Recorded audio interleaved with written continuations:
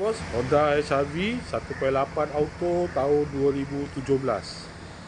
Kereta dah cantik, cat dah baru, condition semua okey, tak ada masalah. Kereta ni boleh loan bank, loan kredit dan loan kedai. Kalau nak beli cash pun boleh. Kalau berminat boleh datang kedai, tengok kereta, boleh test drive. Kereta ni accident free, boleh jalan jauh, tak ada masalah. Jom kita tengok bahagian dalam.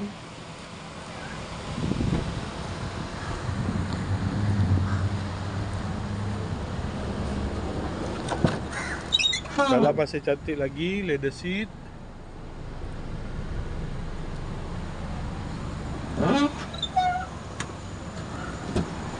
Kereta ni guna push start button. Aircon semua okey lagi. Aircon sejuk.